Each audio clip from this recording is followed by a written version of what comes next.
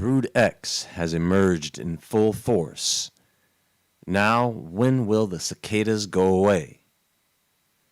The bugs typically begin to come out when soil temperatures 8 inches, 20 centimeters, underground reach 64 degrees Fahrenheit, 18 degrees Celsius, with a warm rain often triggering their emergence. Once above ground, they generally have a lifespan of 4 weeks, depending on the weather.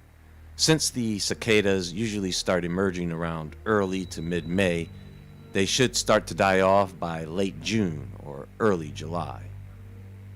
Because the emergence was strung out over 7 or more days due to variable weather, they may be out for 5 weeks in any given area or even a bit longer, says Chris Simon, a professor of ecology and evolutionary biology at the University of Connecticut. They generally gradually taper off. So after reading that, I want you to understand something very important here. The article states that every 13 to 17 years these critters emerge. But think about how that emergence is triggered. A change in ground temperature and moisture. So how many of you believe that these changes to the soil only affect cicadas? A new year of pest pressures. Pest predictions for 2021. Tired of dealing with rodents and bugs in your business? Well, 2021 might not provide any relief. As if 2020 didn't present enough challenges during the COVID-19 pandemic, 2021 could be a banner year for pests around the country and could cause problems for already struggling businesses. This is also another recurring event that gets worse every year. I think it's really going to start to get to people this year. And it's not just bugs, it's pests in general. The weather and earth changes are going to cause significant changes in the animal kingdom. I can only imagine what critters this weather is going to trigger. So here we go again. Sit back and have a snack. Even the bugs are back better.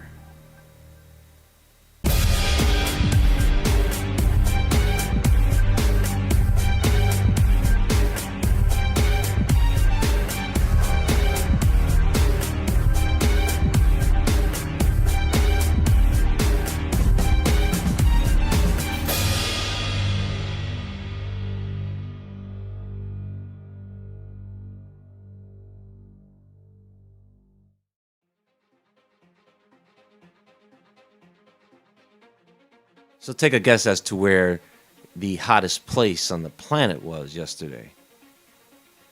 I'll give you a hint. It's not Africa. Yesterday, the highest temperatures were in an area between Southern California and Arizona, with temperatures around 114 degrees Fahrenheit. You think that's bad? Listen to this. Almond farmers in California tear up crops amidst drought. Water allocations for many farmers have been cut to zero this year, and water transfers are delayed, forcing some farmers to choose one crop over another. In some cases, tearing up acres of crops that require excessive watering. This year, California received one of the lowest statewide precipitation totals on record. This was compounded by warm spring which evaporated much of the Sierra Nevada snowpack that typically feeds nearly 163 billion gallons of water into reservoirs, according to the Times Herald. This year's snowpack is at 0% of normal, according to ca.gov's snow water equivalence page. As a result, 87% of the West is under at least a moderate drought, up from last year's 40%, U.S. Drought Monitor reports. Most of California's big reservoirs are holding less than half their capacities, and experts blame climate change and this year's La Niña. Now what this means is, since there is not enough water to water the almond trees, they have to take all the almonds off the trees to save the trees. Because it takes of course, a very long time for an almond tree to grow. You take all the nuts off the tree to conserve that water in the tree in hopes that the tree will survive the drought.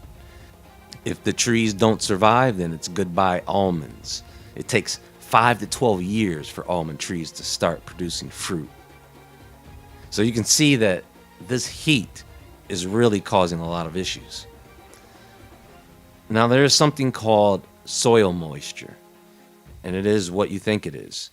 As defined by the AMS Glossary of Meteorology, soil moisture is the total amount of water, including the water vapor, in an unsaturated soil. Soil moisture, sometimes also called soil water, represents the water in land surfaces that is not in rivers, lakes, or groundwater, but instead resides in the pores of the soil. So what is happening is basically half the country is drying up and half the country is flooding. Do you realize for the next week and a half, maybe longer, the eastern half of the U.S. is going to be rained on every day, and the western half will get almost zero. There will be very little rain coming off of the Gulf into the states nearby, but that's about it. Did you guys know that around half of the people in California want to leave and have been wanting to leave for a few years now? If you believe that one day things are just going to turn around in Cali, I don't know what to tell you. You clearly see it getting worse every year. Have you seen the streets of LA lately? I mean, where's Kurt Russell when you need him? The ground in the eastern half of the U.S. is saturated to the point where the water has nowhere to go. You just get flooding in those areas. But wait, we had flooding last year. Yes, this is what I'm trying to get across to everyone. Our habitat is changing. Now, I realize that there are people who believe that they are using some type of technology to cause this to happen. What I think is happening is there are forces outside the planet and in the planet that are causing the weather to change dramatically. And I think they may be using technology to manipulate the weather for whatever purpose they need. So maybe they use it to make the natural disaster worse because they want to shut down something else, or maybe they use it to lessen the blow because they are not ready for something to be destroyed. So when you have that type of power, you use it for whatever purpose you need or want to use it for. The problem is, it is hard to pinpoint what technology they are using in any given location, or if they are using any technology at all in any certain location. Whichever way all this is happening, it's happening. So we need to really consider our future here. Where are you going to live? How many of you are growing food at your homes right now? Do you have a garden?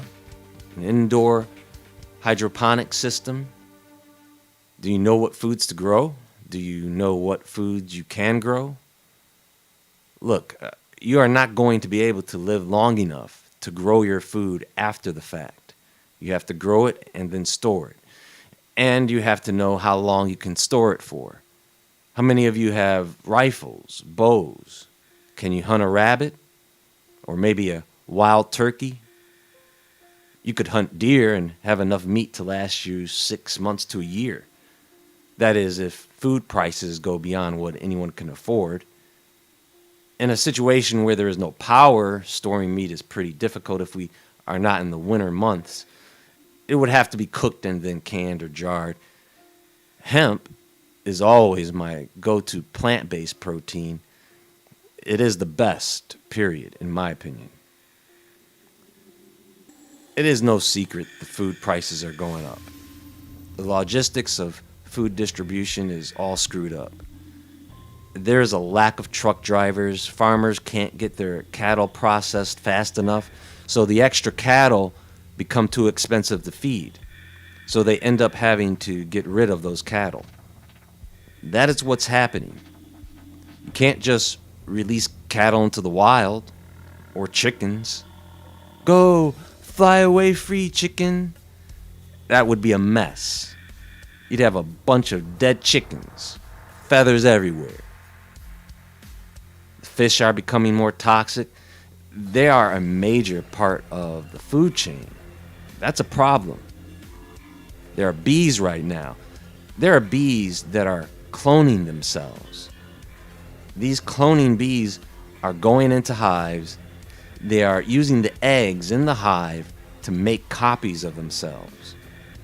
And these bees, they are going in and completely changing the genetics of the hive.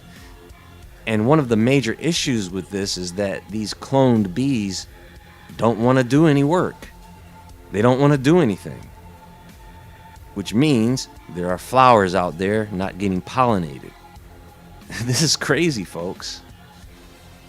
Cicadas. Brood X. You know, for something that only comes out every 17 years or so, I sure have been hearing a lot about them over the past several years. Yeah, I know there are different broods. I'm being facetious, but I lived in the Virginia, D.C. area in my younger years, and I don't recall their emergence being as prevalent as it is now. The same thing could be said about locusts in certain areas. I know that people who live in buggy areas can see there is a change happening. By the way, check this out. I pulled this up from Wired. The cicadas are coming. Let's eat them. Why not embrace Brood X as the free-range, sustainable source of protein that it truly is? For 17 years, the trillions of cicadas known as Brood X have tunneled through dark soil, feeding on sap as they slowly matured. Babies during the George W. Bush years, these long gestating underground bugs are starting to hatch across the eastern United States, emerging from the earth in astounding numbers. Their time above ground is short, 3 to 6 weeks, just long enough to mate and die. As a biological phenomenon, gigantic cicada broods are hard to ignore.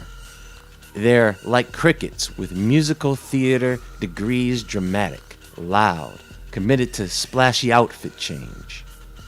And while some people will delight in their natural spectacle, others will just want to be rid of them.